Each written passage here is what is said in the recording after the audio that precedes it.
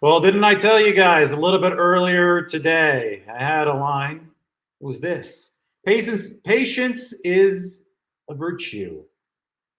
49ers Twitter, 49ers social media had a meltdown over the course of Monday morning that intensified throughout Monday afternoon and into the evening when the 49ers found themselves out of the price ranges of both Laken Tomlinson and DJ Jones, and they didn't sign any free agents of their own. But because patience is a virtue, those who were patient were rewarded on Monday night. The 49ers have their number one cornerback. It's former Chiefs corner Charvarius Ward. The details of the deal: 3 years, 42 million, 26.7 million in guarantees, 14 million APY. That makes Charvarius Ward the number 11 ranked corner in terms of APY in the league. So this hits the sweet spot of what we had said that the 49ers would try to do at cornerback, and that was get a veteran to pair with Emmanuel Mosley and Ambry Thomas. But don't break the bank for one of the elite guys. The top of the cornerback market, number one, is Jalen Ramsey at 20 million per year. The 49ers are a self-proclaimed rush over coverage team. That means that they spend more, invest more in the pass rush, and let the defense flow from there. But that does not mean that they completely ignore the secondary and the cornerback position. In fact, it's important for the 49ers to still have a solid veteran fixture at the CB1, the cornerback one spot. And that's something that they've had in every season since 2018. First, it was Richard Sherman, 18, 19, and 20. And then it was Jason Verrett in 20 and 21. Unfortunately, Verrett did tear his ACL in week one of the 2021 season. More on him later. Charvarius Ward is now that number one corner that the 49ers need because they're increasingly moving away from cover three. Cover three is dying around the league. It's not just zone, zone, zone all the time. And even when it was, the 49ers needed that veteran stalwart on the back end because rush and coverage work together. Sure, you rush with Nick Bosa, D Ford, whoever else you have, bring pressure on the quarterback. It makes the job easier on the back end, but the back end also has to hold up long enough to give that rush time to get home. So it is a symbiotic relationship. And even when it was a cover three zone team, Seattle style defense, the 49ers still needed competent cornerbacks because you're only as effective as your worst corner. You're going to see opponents pick on that worst corner. That's why Sherman was such a big role on this team from 2018 to 2020. And then he started to feel a lot of those injury issues. And that's why Jason Verrett was such a big part of this team. And that's why the 49ers missed Jason Verrett so much in 2021. In fact, in the 49ers' final failure of this most recent season, their loss to the Rams, they were roasted by Cooper Kupp and the Rams' entire receiving core, really. I mean, it was that wasn't a good showing for the 49ers defensive backs against Odell Beckham Jr., Cooper Kupp, Van Jefferson. Even without Robert Woods, the Rams were able to rack up yardage and points against the 49ers.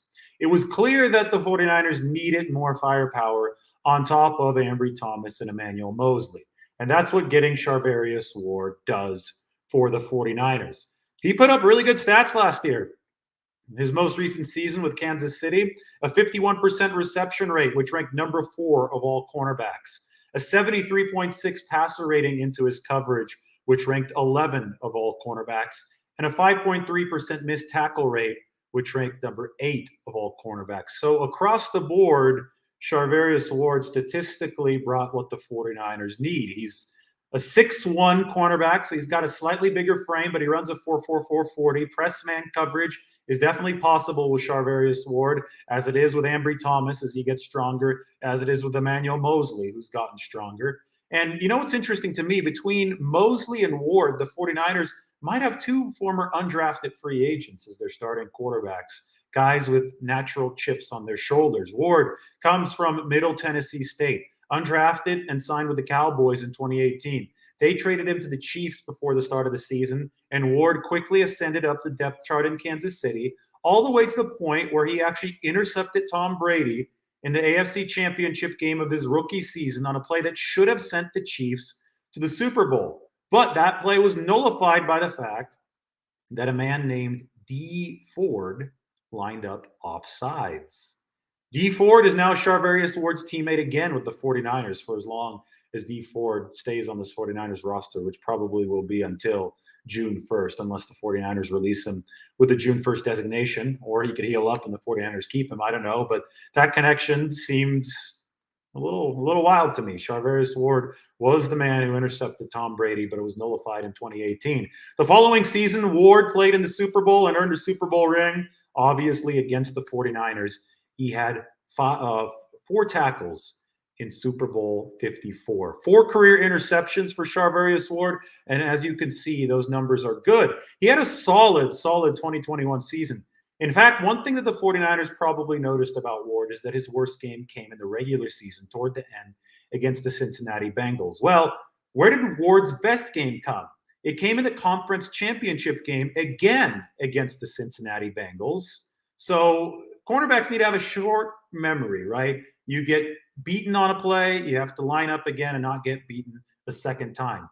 I think the fact that Charvarius Ward delivered his best game of the season against the very same Cincinnati Bengals team that had victimized him for his worst game of the season just about a month earlier, I think that meant something to the 49ers.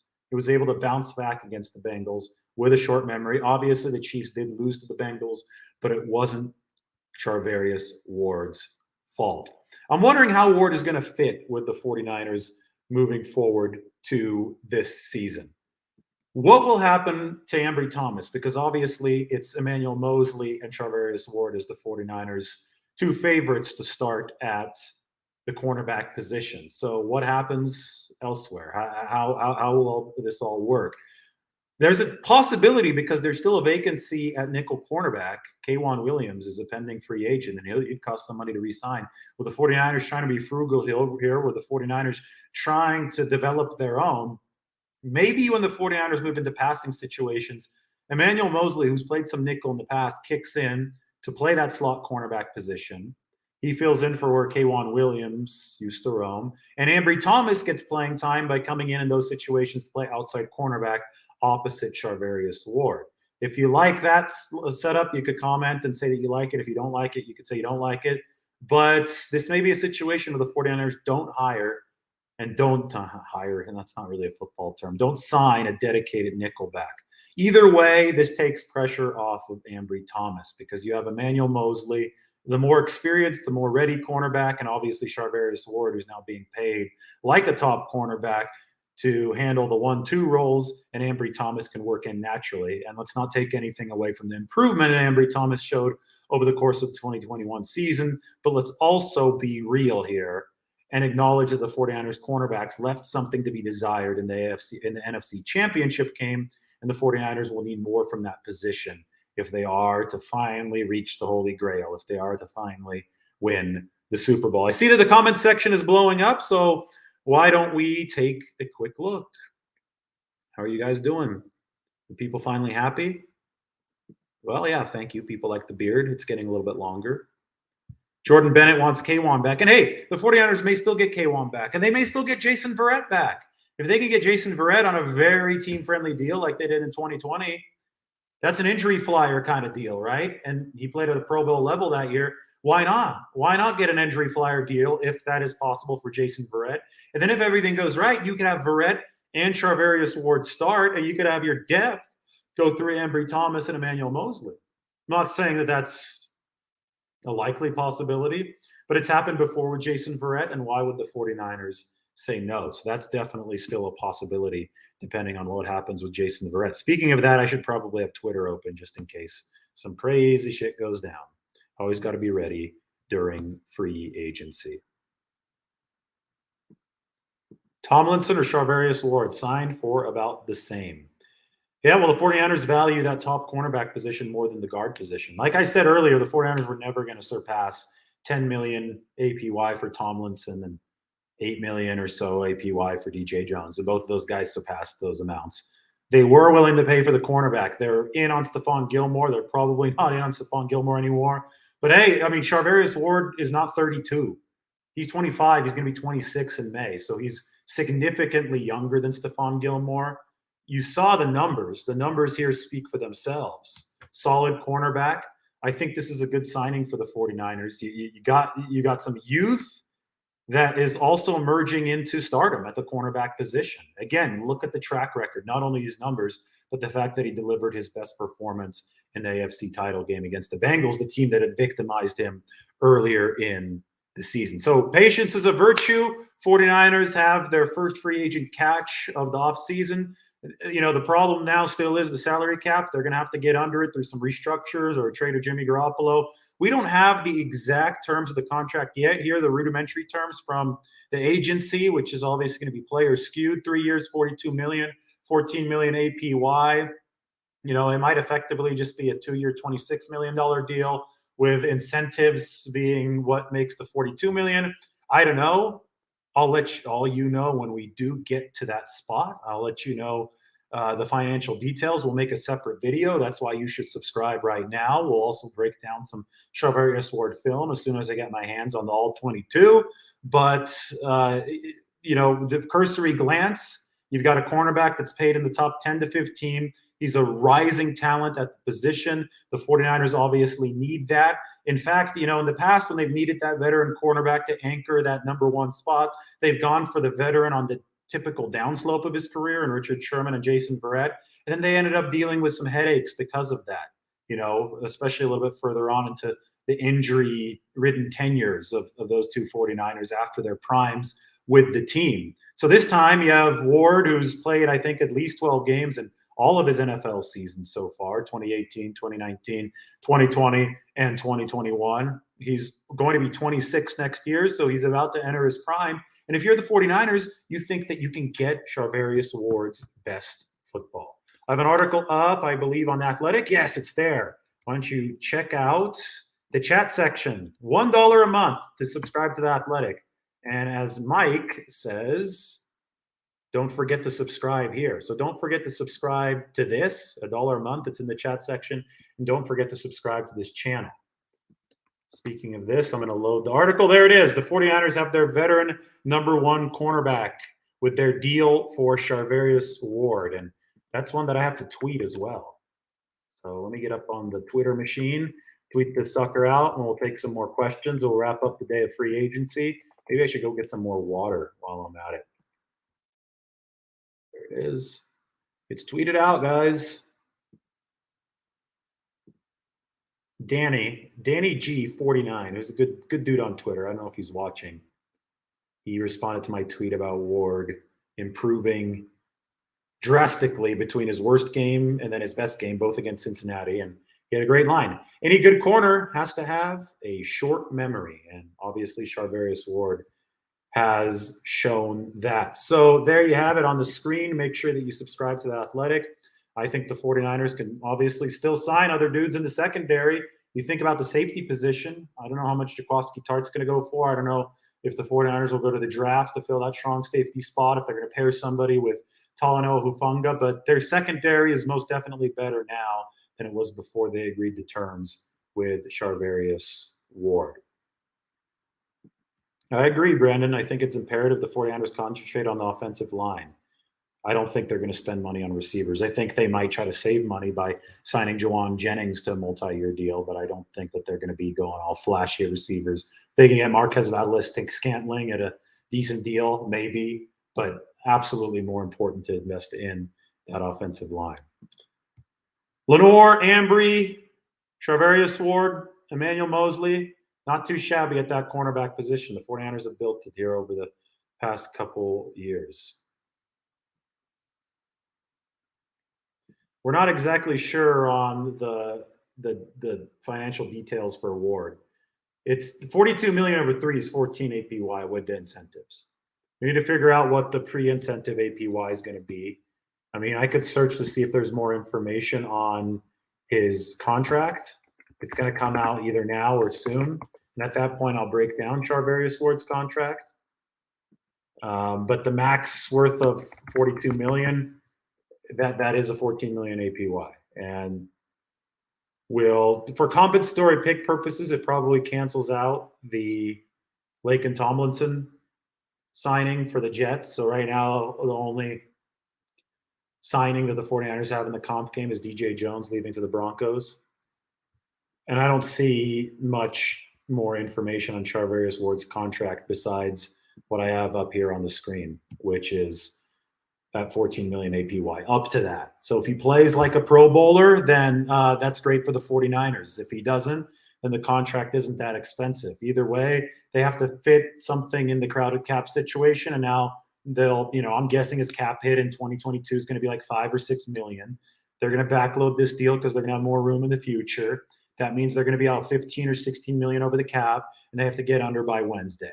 That's essentially the simple formula for the 49ers. So you either trade Garoppolo, save 25 million, or you run some restructures that I'm sure the 49ers already have drafted. It's nothing to freak out over. They'll be under the cap by Wednesday. We'll see how they do it, and then we'll analyze how they do it once we get to that point. Again, patience is a virtue. All right, cool. More comments. Let's see if you guys have any questions. Yep, E-Man can play the slot, but there are a lot of great slot cornerbacks in the draft that can be had in the 3rd and the 4th round. Justin Rodriguez brings a great point. I think the 49ers go draft for slot and have a temporary plan of shuffling Emmanuel Moseley around. Because that way you could also give Ambry Thomas playing time. You can ensure Ambry Thomas is playing time because he comes in at outside corner on passing downs, which is like 70% of the downs in today's NFL. Emmanuel Moseley plays that slot in case your draftee's not doing too well. And then you have Charvarius Ward as your number 1 corner, who you need in this scheme because you're playing a lot more press man coverage. You're playing a lot more cover 1. You're not in cover 3 dinosaur age anymore if you're the 49ers. So you're going to need the corner to man up against the opponent's best receiver at least part of the time. Charvarius Ward should give the 49ers that ability. All right. Any more questions? Any more questions? What'd you say about Greg Papa? Somebody said Greg Papa. I didn't see it. Sometimes the comments move a little bit too fast with me. Oh, right here. Must sign another player named Ward to mess with Greg Papa. Actually, let me text Greg right now. Let's tell him what one of the people says. 49ers since 1989.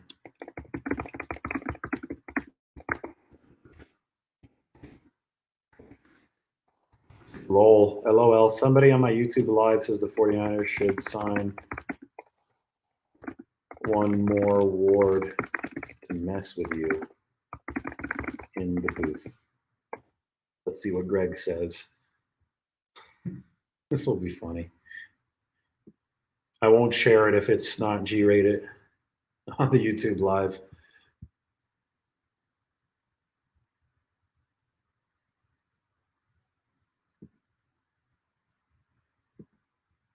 So if Ward was torched, then why is his tape good and why are his numbers top 10 in the league? You can go to tired platitudes all day, but facts are going to overrule feelings. Like it's not. Charvarius Ward, before the 49ers signed him, was considered the 4th or 5th best cornerback on the board. And I think he still is. I think you had J.C. Jackson at the top of the board. Obviously, you had Carlton Davis near there. You have Stephon Gilmore, but Charvarius Ward was right behind those guys. All of a sudden, he's trash now. Based on what? Where's the tape? And even if you show me the tape, show me more than 1 or 2 plays. Show me the full season. And that's what the statistics document. So I think that, I think the league agrees that Charvarius Ward brought decent to above average play at the very least to the cornerback position. Exactly. Every cornerback gives up plays occasionally. Look at Jalen Ramsey in the Super Bowl. Every quarterback misses passes occasionally. It happens. But you have to bounce back. You have to have a short memory at that cornerback position.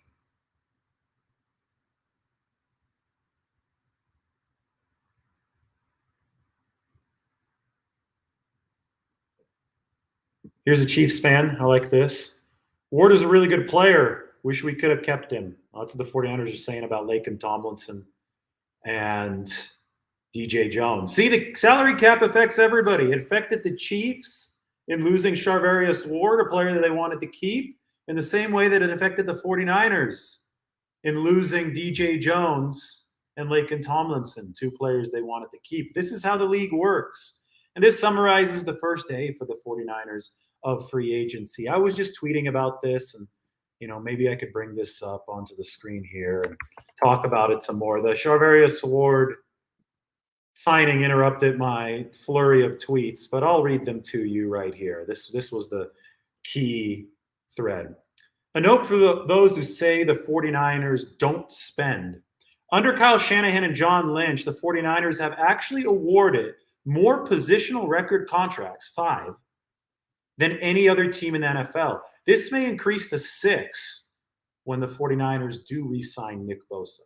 So the 49ers have set positional spending records 5 times, and it's going on 6 over the course of this Lynch-Shanahan tenure. So much for they don't spend. Of course they spend.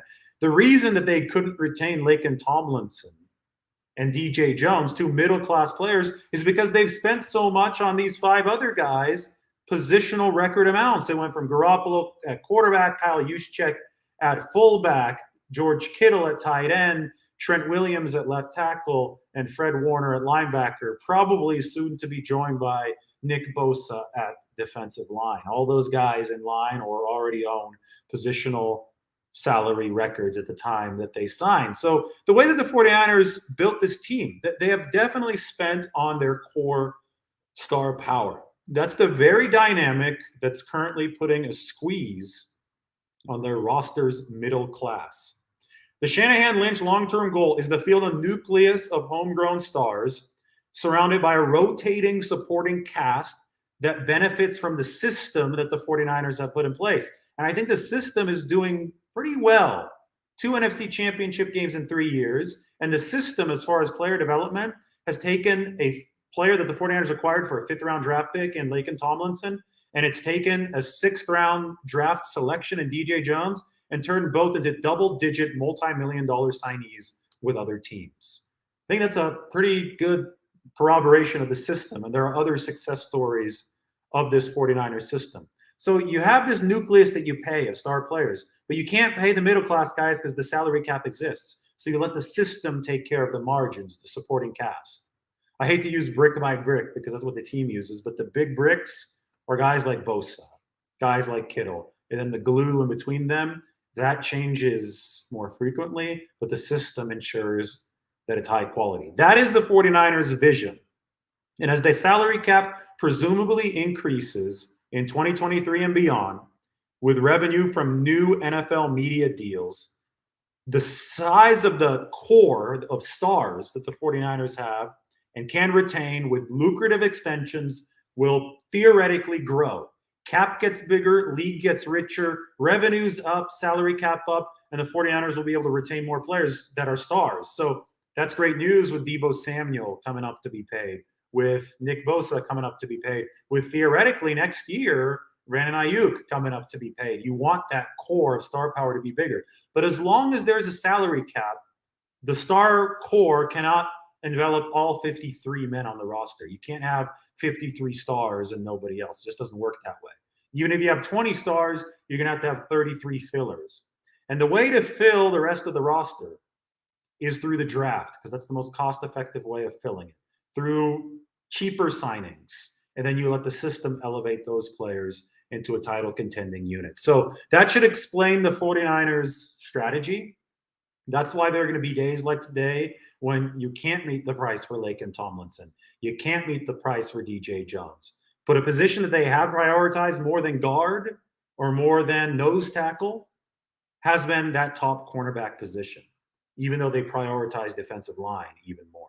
So the 49ers went out and they got a player that fit that in Charvarius Ward. Now, because they don't prioritize cornerback as much as edge rusher, they didn't go out and get J.C. Jackson. The Chargers, with more cap space, were able to sign J.C. Jackson today, who's the top corner. But you go to the number 4, number 5 corner, I think most people are happy with this, and I think the 49ers are happy with this signing of Charvarius Ward.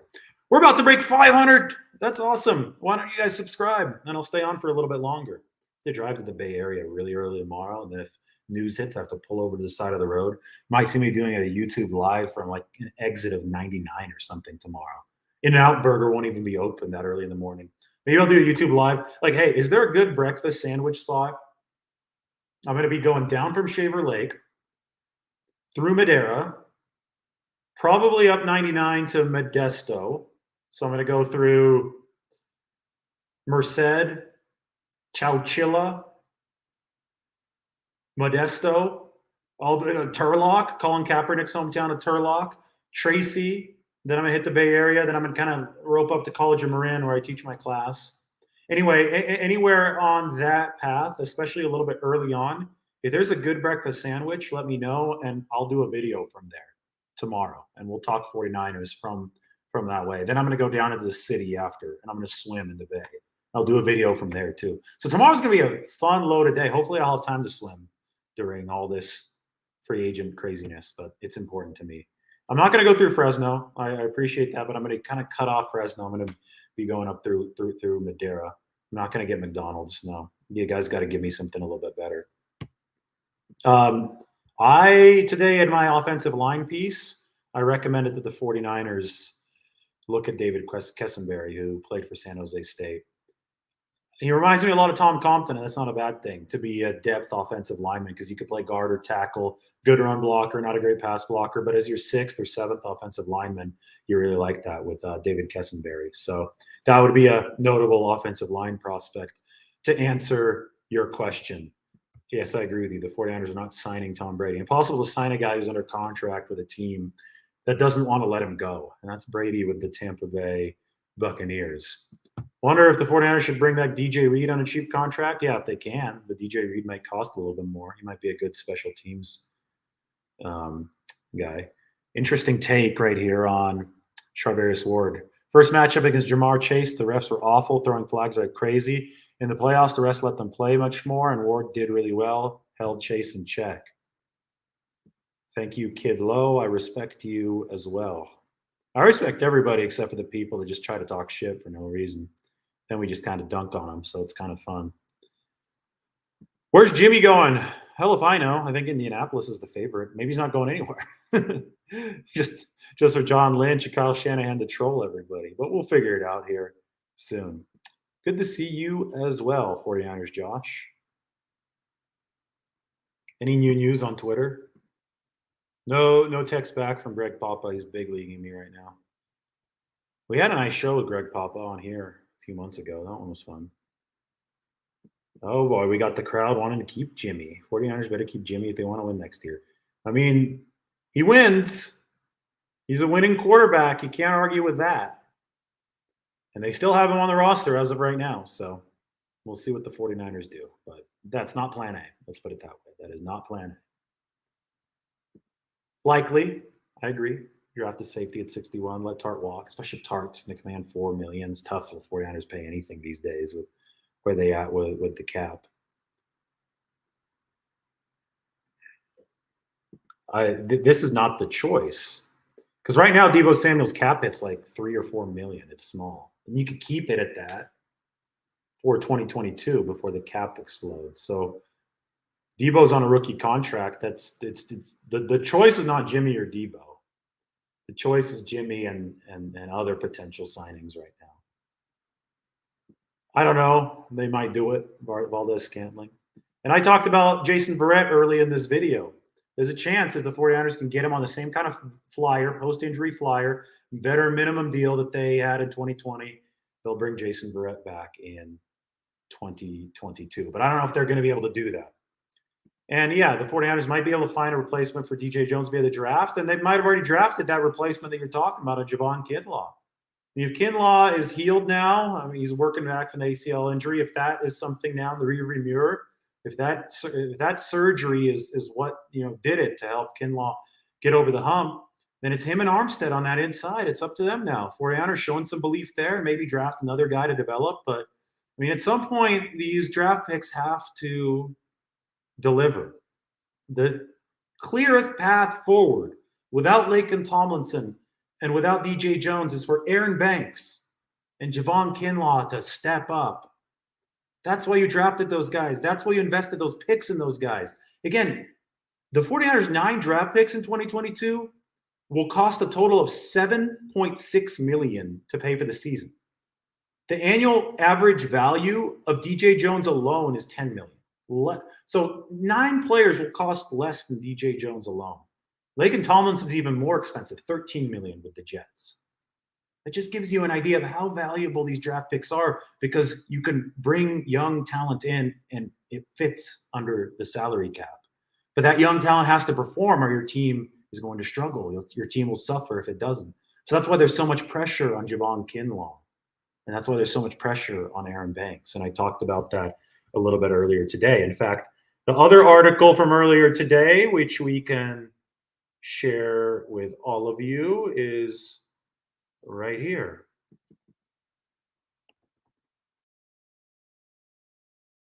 '49ers O-line and Aaron Banks faces even bigger questions with Laken Tomlinson going to the Jets. $1 a month for The Athletic right now. It's in the chat section, so go check that out. I was critical of the 49ers and the fact that that offensive line's got some holes right now. Ooh, boy, it's got some holes. I mean, both guard spots, some massive question marks at best. We'll see if the 49ers tender Daniel Brunskill coming up here, but I still think they need to upgrade at right guard.